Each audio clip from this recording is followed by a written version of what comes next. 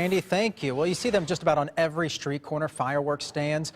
And tonight, some stand operators are telling us they really have to be on their toes. ABC 15's Angie Holdsworth is joining us now live. And Angie, you know of at least one case where someone tried to break into one of these tents?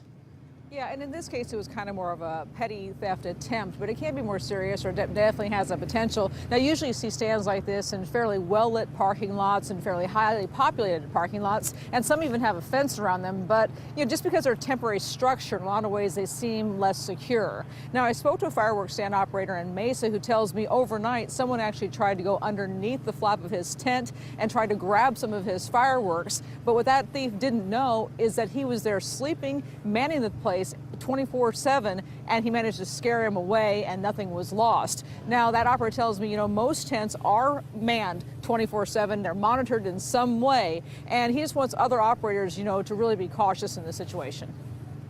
Should be in the back of our minds all the time. There's always a sense of uneasy feeling, and I'm just a little more confident in my ability because of my military training.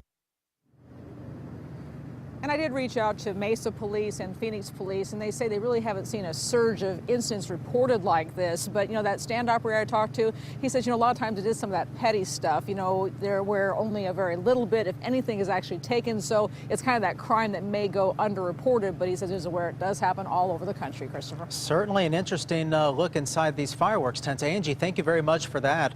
Meanwhile, fireworks stands are popping up all over the valley, but you may be confused over what is legal and what isn't.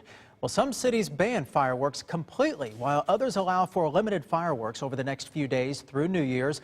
Typically, fireworks that explode or those that launch into the air are banned, while sparklers and smoke bombs may be allowed.